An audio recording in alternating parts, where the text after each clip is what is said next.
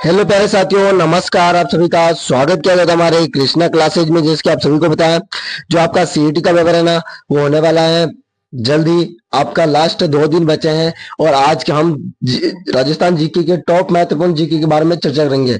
जो आपका महत्वपूर्ण प्रश्न पेपर होगा यह इसी प्रकार से बनेगा, जो आप देख लें, और इसी प्रकार का पेपर आप सभी के सामने आएगा। इनमें से आपके 2 या 3 क्वेश्चन पक्का देखने को मिलेंगे, जो मैं बताऊंगा। ठीक है ना। आपके सामने आपका पहला क्वेश्चन पूछा गया है। इससे पहले आपको बता दूं, अभी तक आपने कृष्णा क्लासेज को सब्सक्राइब नहीं किया तो सब्सक्राइब कर ले और बेल आइकन को प्रेस कर दे इसे वीडियो देखने के लिए। और किसी भी प्रकार की भर्ती की अपडेट भी हमारे इस चैनल पर दी जाती है। आपको बताया 27 तारीख को आपका पेपर है और आज 26 तारीख आपकी हो चुकी है और आज आपका लास्ट दिन है और आपके लिए आज लास्ट ये क्वेश्चन पेपर बन रहा है। ठीक है ना। आपके सामने आपका पहला क्वेश्चन है, सभी क्वेश्चन के बारे में चर्चा करेंगे। पहला क्वेश्चन है, किले कितने प्रकार का होता है?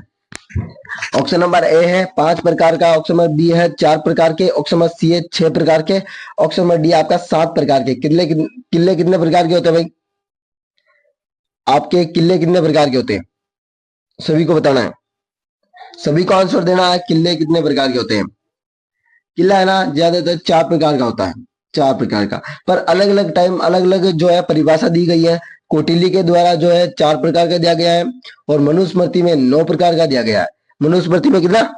मनुस्मृति में मनुस्मृति में 6 प्रकार के, सॉरी, मनुस्मृति में 6 प्रकार का और कौटिल्य द्वारा 4 दिया गया है और शुक्र नीति के अनुसार 9 दिया गया है। शुक्र नीति के अनुसार 9 दिया गया है। आपको ध्यान रखना, शुक्र नीति के अनुसार तो 9 है और कौटिल्य द्वारा 6 है और ऐसे किले हैं तो 4 प्रकार के होते हैं। किला किस किस देखते हैं, किस किस श्रेणी में आता है। एक तो किला आता है, एक गढ़ आता है, एक दुर्ग आता है।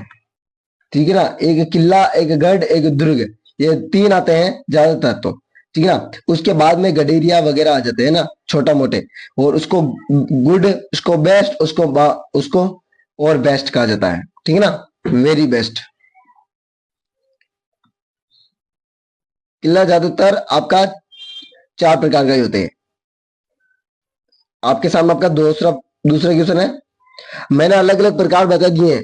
4 प्रकार किसके होते हैं, कौटिल्य द्वारा कितने होते हैं और शुक्र नीति के अनुसार कितने होते हैं। आप सभी के बारे में मैंने तीनों चारों के बारे में चर्चा कर ली। और आपको बता दूं, मारवाड़ में मारवाड़ में निर्मित 9 दुर्गों का 9 कोटि कहते हैं। 9 दुर्ग होते हैं, उसे 9 कोटि कहते हैं। सर्वाधिक है ना, और सर्वाधिक बुर्ज वाला सोनारगढ़ है। सर्वाधिक बुर्ज वाला, सर्वाधिक बुर्ज, बुर्ज जानते हो, वो 99 बुर्ज वाला सोनारगढ़ किला है। और आपके सामने आपका दूसरा क्वेश्चन है, कौटिल्य द्वारा किले के कौन कौन से प्रकार बताए गए हैं। जो कौटिल्य ने 4 प्रकार बताए, पर कौन कौन से प्रकार है? ऑप्शन नंबर है वन दुर्ग, ऑप्शन नंबर बी है धवन दुर्ग, ऑप्शन नंबर सी है पर्वत दुर्ग, ऑप्शन नंबर डी है औदक दुर्ग। सभी को आंसर देना है। पर वन, धवन, पर्वत और औदक, ये चारों ही कौटिल्य बताए, चारों ही कौटिल्य ने बताए थे, चारों ही बताए थे। आपके सामने आपका तीसरा क्वेश्चन है, कुंभा स्वामी क्या कह रहा है? कुंभा स्वामी मंदिर किसने बनवाया था? ऑप्शन नंबर है राणा जयसिंह ने, ऑप्शन नंबर बी है राणा प्रताप ने, ऑप्शन नंबर सी है राणा कुंभा ने, ऑप्शन नंबर डी है राणा विजय सिंह ने। आपको बता दूं, राणा कुंभा ने बनाया गया, ऑप्शन नंबर सी आंसर है। और राणा कुंभा 10 वर्ष की आयु में शासक बना था। ये क्वेश्चन आ सकता है, 10 वर्ष की आयु में शासक बनने वाला राणा कुंभा। राणा कुंभा ने लगभग अपने 36 दुर्ग या 32 दुर्गों का निर्माण करवाया था। सबसे ज्यादा दुर्गों का मेवाड़ में और मारवाड़ में मालदेव, मारवाड़ में सबसे ज्यादा मालदेव। याद रखना दोनों ही, राणा कुंभा और मालदेव, दोनों को भी। अगला क्वेश्चन आपका चौथा क्वेश्चन है। चौथा क्वेश्चन आपका कह रहा है, विजय स्तंभ की ऊंचाई कितनी फीट है? जो विजय स्तंभ है उसकी ऊंचाई कितने फीट है भाई? ऑप्शन नंबर है 122 feet, option number D 125 feet, option number C 129 feet, option number D 132 feet. सभी को बताना विजय स्तंभ की लंबाई, ऊंचाई और चौड़ाई कितनी है भाई? ऊंचाई कितनी है पर चौड़ाई क्या है? चौड़ाई आपकी 9 फीट है। चौड़ाई आपकी 9, चौड़ाई तो 9 फीट और 9 मंजिला है। ठीक ना, 9 मंजिला इमारत है। इसके अन्य नाम कौन कौन से भाई? पर विजय स्तंभ के अन्य नाम कौन से हैं? कुतुब मीनार से श्रेष्ठ, कुतुब मीनार से श्रेष्ठ, ये किसने कहा? कर्नल टॉड ने, ठीक है ना, टॉड ने। और दूसरा है आप इसका नाम रोम के टार्जन के समान, रोम के टार्जन के समान, ये भी याद रखना, रोम के टार्जन के समान, ये भी किसने कहा? ये किसने कहा रोम के टार्जन के समान है? ये आपका, ये किसने कहा भाई? ये आंसर दे, जल्दी से बताइए, ये किसने कहा भाई रोम के टार्जन के समान है? ये किसने कहा था?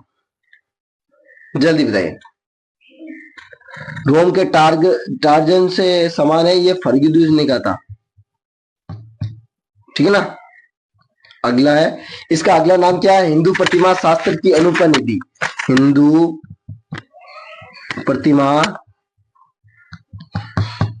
की शास्त्र नीति, ये किसने कहा भाई? ये किसने कहा? आर.सी. व्यास, आर.पी.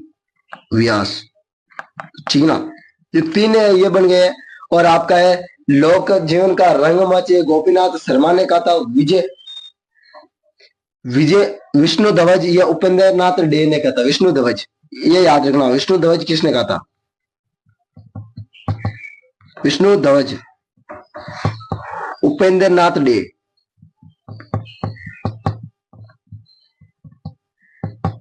ये क्वेश्चन बार बार बनाया, उपेंद्र नाथ डे ने क्या कहा था, किसे और विष्णु ध्वज कहा गया?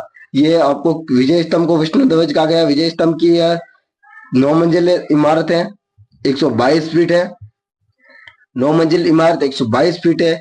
और विजय स्तंभ किस उपलक्ष्य में बनाया गया? सारंगपुर के और मालवा के विजय के लिए। सारंगपुर और मालवा विजय राणा कुंभा ने बनवाया था। यह किसने? राणा कुंभा ने बनाया था। राणा कुंभा द्वारा बनाए गए 1440 से 1448 में, याद रखना।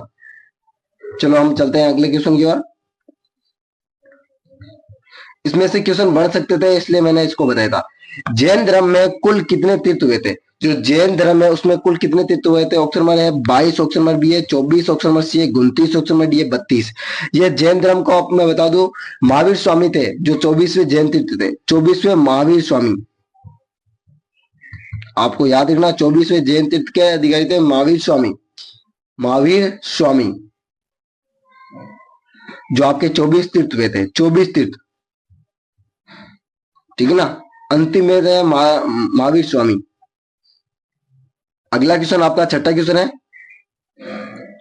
विजय स्तंभ का उपनाम कौन कौन से है? विजय स्तंभ है, उसके उपनाम, मतलब विजय स्तंभ को कौन कौन से उपनाम से जाना जाता, अभी बताया था। कुतुब मीनार कर्नल टॉड ने कहा था, टॉड। हिंदू प्रतिमा शास्त्र अनुपनिधि, ये किसने कहा था भाई? हिंदू प्रतिमा की शास्त्र नीति आर.सी. व्यास ने। संगीत चित्रशाला का प्रणिक ये सीमा राठौड़ ने, याद रखना। और उपयुक्त सभी इसका उपनाम है, उपयुक्त सभी उसके उपनाम है। आज आपका लास्ट पेपर होने वाला है भाई, जल्दी से क्लास को वॉच कर ले। और सभी क्वेश्चनों के साथ इसी प्रकार से हम चर्चा करेंगे। और आप महत्वपूर्ण होने वाली है क्लास, आपके लिए बहुत महत्वपूर्ण होने वाली है क्लास। जो सीईटी का पेपर देने जा रहे हैं उसके लिए महत्वपूर्ण होने वाली है क्लास। 12th में ग्रेजुएशन लेवल के दोनों के लिए महत्वपूर्ण है। निम्नलिखित में से 66 खंभों की छतरी किस जिले में? भाई 66 खंभों की छतरी किस जिले में है, बताना। ऑप्शन नंबर ए पूछा गया आपका जोधपुर, ऑप्शन नंबर बी पूछा गया आपका बूंदी, ऑप्शन नंबर सी पूछा गया आपका प्रतापगढ़, ऑप्शन नंबर डी आपका अजमेर। भाई 66 खंभों की छतरी, 66 खंभों की छतरी, सभी को बताना है। 66 खंभों की छतरी, बिल्कुल राइट आंसर आ रहा है, बिल्कुल आ रहा है बूंदी, बिल्कुल बूंदी आ रहा है। जिसने भी 66 खंभों की छतरी बूंदी बताया है उसका राइट आंसर है। और जोधपुर में किसकी छतरी भाई? भाई जोधपुर में 32 खंभों की छतरी और मामा भांजा की छतरी है ना। 32 खंभों की भी छतरी है जोधपुर में और मामा भांजा की है ना। याद रख लेना है आप सभी को, याद आप सभी को रखना है भाई, याद आप सभी को रखना है। जो मामा भांजा की चित्री जोधपुर में मेहरानगढ़ में 10 खंभों की है, जो 10 खंभों की है, याद रख लेना आप सभी को। 8वें क्वेश्चन की ओर, गोगा जी की ओलियोड़ी किस जिले में स्थित है? गोगा जी की ओलियोड़ी, ओलियोड़ी बताना है। ऑप्शन नंबर ए सांचौर में, ऑप्शन नंबर बी पूछा गया उदयपुर में, ऑप्शन नंबर सी पूछा गया प्रतापगढ़ में, ऑप्शन नंबर डी है आपका अजमेर। कौन सा होगा? गोगा जी की ओलियोड़ी, गोगा जी की ओलियोड़ी सांचौर, सांचौर बिल्कुल राइट आंसर ये होने वाला है सांचौर। अगला क्वेश्चन की ओर बढ़ते हैं। ये क्वेश्चन बहुत बढ़िया है आपका। रामदेव जी का जन्म, किसका? रामदेव जी का जन्म कब हुआ था? आपके लोक संत भी कह सकते हैं, इन्होंने 24 वाणियां भी लिखी थी। एकमात्र ऐसे देवता थे जिन्होंने 24 वाणियां भी लिखी थी। रामदेव जी का जन्म कब हुआ था? रामदेव जी का जन्म, ऑप्शन नंबर है 1403, ऑप्शन नंबर बी है 1406, ऑप्शन नंबर सी है 1409, ऑप्शन नंबर डी है 1411। आप सभी को बताना है, आप सभी को बताना है रामदेव जी का जन्म।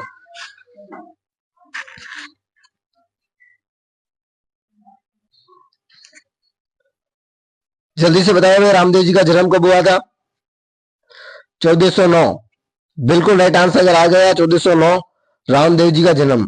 अब आप सभी को बताना रामदेव जी का जो मेला भरता है भाई वो कब भरता है? भाद्रपद शुक्ल द्वितीय को, भाद्रपद शुक्ल द्वितीय को, भाद्रपद शुक्ल द्वितीय को रामदेव जी का विशाल मेला भरता है, जिसे बाबारी बीज कहते हैं। क्या कहते हैं? बाबारी बीज, बाबारी बीज। यह प्रसिद्ध मेला है और प्रसिद्ध यहाँ पर संत है, ये प्रसिद्ध देवता है आपके। और रामदेव जी का जन्म उडेसमेर शिव तहसील बाड़मेर में हुआ था। ठीक है ना, आपको याद रखना। आदिवासियों का कुंभ मेला बाणेश्वर मेला डूंगरपुर को, और राणा कुंभा की पुत्री रमाबाई की शादी पुंगलगढ़ में हुई थी। कहां पर? पुंगलगढ़ में। पुंगलगढ़ में किसकी बहन थी? रामदेव जी की बहन। रामदेव जी की एक डालीबाई बहन थी, एक सुगुणाबाई बहन थी। ध्यान रख लेना, एक उनके भाई का नाम बालदेव था। और साथ साथ में बता देना आपका गोगा जी का जन्म कब हुआ भाई? गोगा जी अभी पढ़ी ना, गोगा जी की ओलियोड़ी सांचौर, पर गोगा जी का जन्म कब हुआ भाई? विक्रम संवत, विक्रम संवत 1003, विक्रम संवत 1003 ददरेवा चूरू में, ददरेवा चूरू में।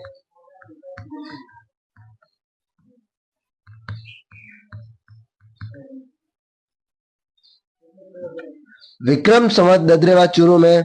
और जोरावर सिंह चौहान इनके पिता थे और बछल देव की माता थी। गोरखनाथ इनके गुरु थे, गोरखनाथ जी इनके गुरु थे, याद रख लेना। आपका 10वां क्वेश्चन है, आदिवासियों का कुंभ किस मेले को कहते हैं? अभी बताया था मैंने। ऑप्शन नंबर है बाणेश्वर मेला, ऑप्शन नंबर बी है तेजाजी मेला, ऑप्शन नंबर सी है रामदेव जी का मेला, ऑप्शन नंबर डी है हड़बू जी का मेला।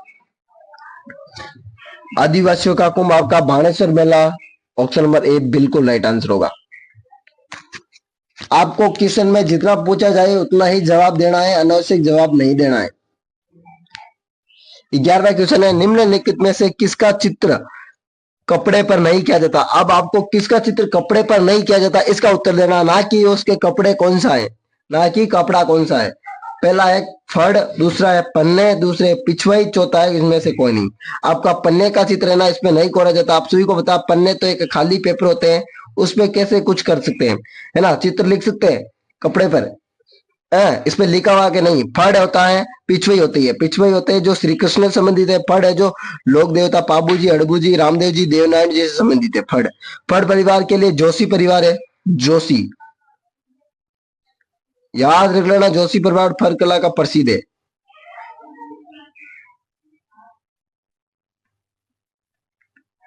बारहवां क्वेश्चन आप सभी के सामने, राजस्थान विचारधारा की चित्रशाला, राजस्थान विचारधारा की चित्रशाला का आरंभिक मुख्य केंद्र,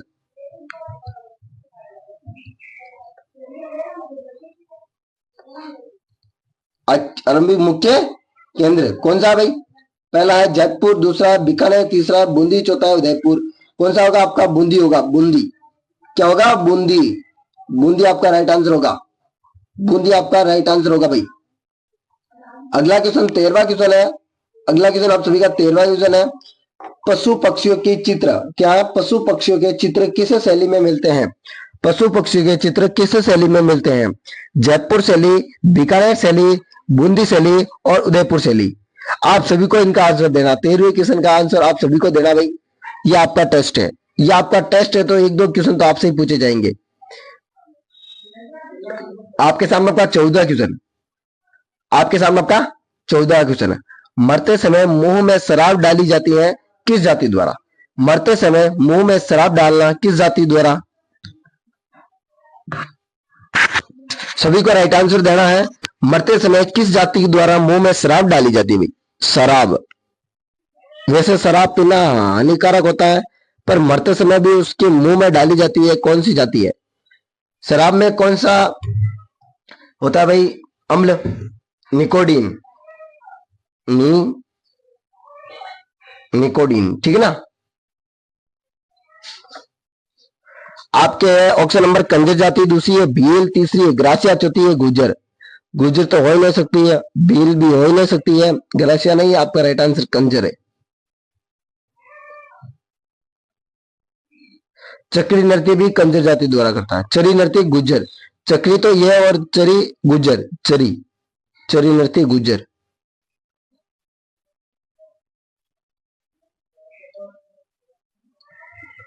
15वां क्वेश्चन आप सभी के सामने। खेलर किसे कहते हैं? क्या है खेलर? खेलर किसे कहते हैं? खेलर का अर्थ क्या है? भाई सभी को आंसर देना है, सभी को आंसर देना है। अब कहीं पे आपका ध्यान डिस्टर्ब नहीं होना चाहिए। पास में कुछ भी हो रहा है आप कोई ध्यान ना दे, क्लास पे ध्यान दे।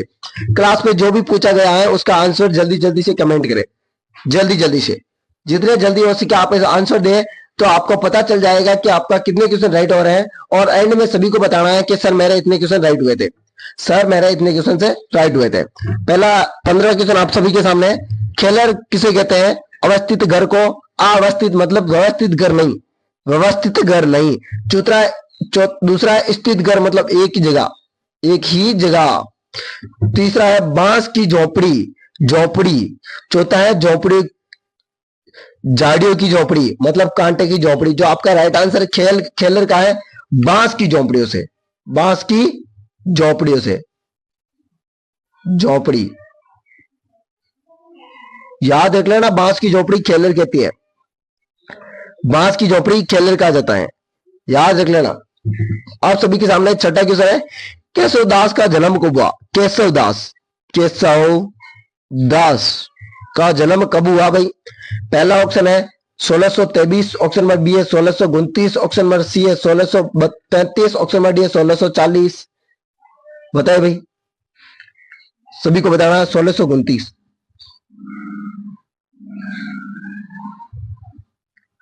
अगला प्रश्न आप सभी के सामने 17वां क्वेश्चन है। 17वां क्वेश्चन पूछ रहा है पोमचा में कितने रंग होता है? ये सभी को बताना पोमचा। और आप सभी को बताना है ऑप्शन नंबर ए है 2, ऑप्शन नंबर बी है 3, ऑप्शन नंबर सी है 4, ऑप्शन नंबर डी है 7। आप सभी को बताना है पोमचे में कितने रंग होते हैं? हाईएस्ट कलर 7 होते हैं आपके पोमचे में। कितने कलर होते हैं? और आपको बताना है काले, काले रंग का पोमचा, पोमचा कौन सी महिला द्वारा ओढ़ा जाता है? कौन सी महिला द्वारा? कौन सी? काले रंग का पोमचा आपकी विधवा महिला, विधवा महिला, विधवा महिला द्वारा काले रंग का पोमचा ओढ़ा जाता है। पोमचे का अर्थ क्या है? पोमचे का अर्थ ओढ़नी, ओढ़नी। पोमचे का अर्थ ओढ़नी, लहरिया। ध्यान है, पोमचे का अर्थ ओढ़नी और लहरिया। अब लहरिया किस महीने में ओढ़ा जाता है? लहरिया, लहरिया, लहरिया श्रावण महीने में, श्रावण महीने में। याद रख लेना, श्रावण महीने में लहरिया ओढ़ा जाता है। आगे चलते हैं हम 18वां क्वेश्चन। गुलाबी रंग की ओढ़नी कौन सी महिला द्वारा ओढ़ी जाती है? जो गुलाबी रंग की ओढ़नी होती है वो विशेषकर किस महिला द्वारा ओढ़ी जाती है? पहली है जो मां बन चुकी है, दूसरी है जो जिसका विवाह हो चुका है, तीसरा है अभी तक मां नहीं बनी है, चौथी है उपयुक्त सभी। गुलाबी रंग की ओढ़नी वो महिला उठ जाती है जो अभी तक मां नहीं बनी है, मां बनने की इच्छा रखती है, इच्छा रखती है, इच्छा रखती है। याद रखना गुलाबी रंग वाला। श्रावण में आप सभी को बताएं लहरिया उड़ा जाता है। आपके सामने 19वां क्वेश्चन है, निम्न में से विवाह की रस्म है। ऑप्शन नंबर ए लग्न लिखना, ऑप्शन नंबर बी है बात भरना, ऑप्शन नंबर सी है बात मिट्टी करना, ऑप्शन नंबर डी है कुछ सभी। भाई लग्न पत्रिका के द्वारा ही हम किसी को इनविटेशन कार्ड देते हैं, यह तो जरूरी है आपकी। और बात भरना, जब बात ही नहीं भरेगा तो भाई आएगा कैसे, भाई माहिरा कैसे लाएगा। बात मीठा करना मतलब माहिरा ले जाने के बाद भाई के घर बहन जाती है और गुड़ से मीठा करवाती है, उससे बात भरना मीठा कहलाता है। ये तीनों ही विवाह की रस्में हैं, तीनों ही उपयुक्त सभी होगी। आपके सामने आपका अंतिमवा क्वेश्चन है भाई, सभी को आंसर देना है अंतिम क्वेश्चन का। 20वां आपके सामने है, हाथी महोत्सव कब मनाया जाता है या कहां मनाया जाता है। ऑप्शन नंबर है जयपुर में, ऑप्शन नंबर बी है भरतपुर, ऑप्शन नंबर सी है उदयपुर, ऑप्शन नंबर डी है उपयुक्त सभी। जो आपका राइट आंसर होगा जयपुर, जयपुर, जयपुर आपका राइट आंसर होगा। और आप सभी को बेस्ट ऑफ लक मेरी तरफ से, best of luck, best of luck. आप सभी का जो पेपर होगा कल 27 सितंबर को, वो आपका बेस्ट होगा और आप सभी का सिलेक्शन हो। मैं चाहता हूं कि आप सभी अच्छे नंबर से पास हो और सीईटी में आप सीट पा सके। और आपको बता दूं, जो भी बच्चे इसके 20 में से 20 क्वेश्चन राइट कर देते हैं उसका सिलेक्शन मैंने मानता हूँ 100% है, क्योंकि मैंने हर प्रकार के क्वेश्चन बना दिए हैं। अगर इसकी तैयारी इतनी बेहतर है तो वो इस पेपर को निकाल लेगा। कम से कम आपको 17 या 18 क्वेश्चन तो राइट होना ही चाहिए, 16 या 17 क्वेश्चन, ये तो क्वेश्चन राइट होना ही चाहिए, तो भी आपका सिलेक्शन हो पाएगा। और आप सभी को बताना 20 में से कितने क्वेश्चन राइट हुए आपके, है ना। 2 क्वेश्चन तो मैंने पूछे ही आप सभी को, है ना। और ऐसे में वीडियो को कैसा लगा आप सभी को, वीडियो अच्छा लगा तो आप कमेंट और शेयर कर देना अपने दोस्तों के साथ। और आपका अगला वीडियो होगा जो 50 क्वेश्चनों के साथ होगा, जो 50 क्वेश्चनों के साथ होगा वो भी जीके का होगा। जीके आपके लिए आज पूरी क्लास जीके और हिंदी की होगी, और एक हिंदी की होगी, एक हिंदी की होगी। ध्यान रख लेना, आप सभी को क्लास वॉच करनी है। वेलकम, अगले वीडियो मिलते हैं इस वीडियो के साथ। और आप सभी का जो एग्जाम सेंटर पाली, ब्यावर, अजमेर,